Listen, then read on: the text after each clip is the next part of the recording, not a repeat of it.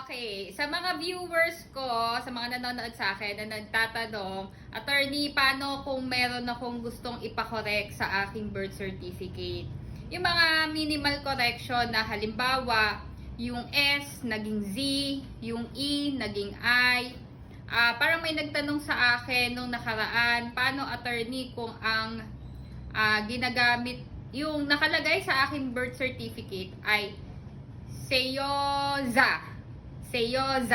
Pero ang apelido talaga namin ay Seyosa.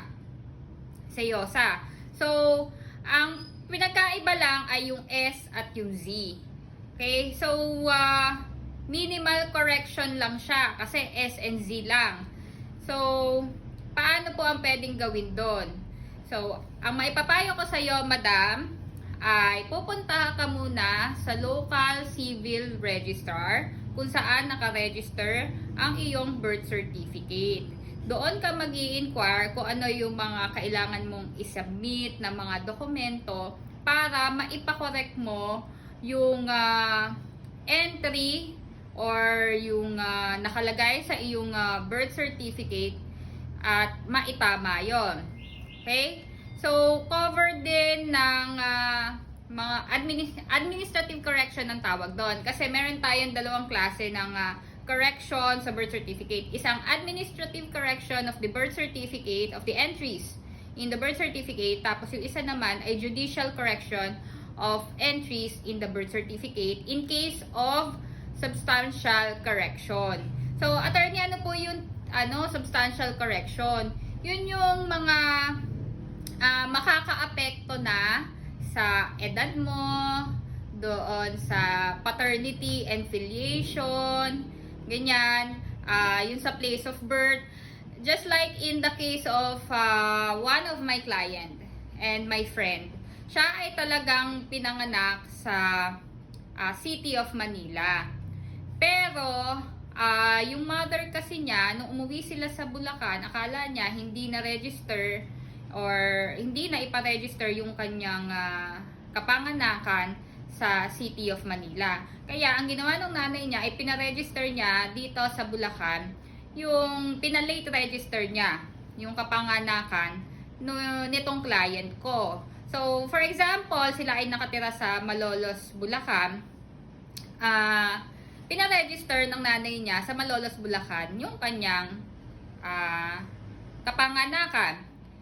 So, all throughout her elementary, high school, college days, ang nilalagay niya sa lahat ng records niya, public records niya, sa mga IDs niya, siya ay pinanganak sa Malolos, Bulacan at hindi sa City of Manila. Ngayon, nung nagkaroon na ng PSA, dati kasi walang PSA, NSO lang dati. Hindi lumalabas yung kanyang birth certificate kung saan siya ay pinanganak sa Malolos, Bulacan. Okay. So, hindi lumalabas yung kanyang birth certificate kung saan siya ay pinanganak sa Malolos, Bulacan. Kaya, ang ginawa niya, nagpunta siya sa local civil registrar ng City of Manila. And aside from that, meron pa siyang mga pinakorek sa kanyang first name. Kunyari, ang pangalan niya, ginagamit niya ay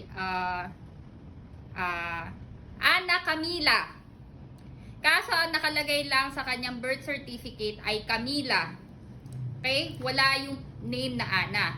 Pero, sa lahat ng IDs niya, sa lahat ng public records niya, sa educational records niya, ang nakalagay na pangalan niya ay Ana Camila. At siya ay kilala bilang Ana Camila sa kanilang community. So, paano po yun, attorney? Pwede ba yung mapakorek? Yes, pwede siyang mapakorek. Under RA 9048. Okay? Kung saan, inaalaw na yung mga administrative correction sa first name first name or nickname ng petitioner. So, ang ginawa dito nung aking client ay siya ay nagpunta sa local civil registrar ng City of Manila at pinakorek niya yung kanyang yung entry sa kanyang birth certificate at pinagawa niyang Ana Camila yung kanyang pangalan. Gumawa siya ng affidavit na siya, iisa lang yung tao na yon, na si Ana Camila at si Camila na nasa record of birth ng LCR ng City of Manila. Pero yung place of birth niya, dinenay kasi sabi judicial correction of birth certificate na yon. So paano ang ginawa niya? So magpa-file siya ng petition sa court para mapakorek yung place of birth niya. Kasi sa passport niya nakalagay na nakalagay na Malolos, Bulacan yung kanyang place of birth. So kailangan niyang ipakorek 'yon. So magpapakorek siya judicially. And aside from that, kailangan niyang ipa-cancel yung second record of birth niya, kung saan naka-register ang kapanganakan niya na pinalate register na pinanganak siya sa Malolos, Bulacan, which is hindi naman tama kasi sa City of Manila nga siya pinanganak. So, ano pa yung covered?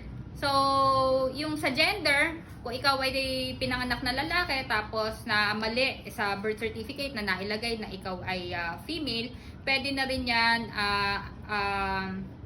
sa administrative correction.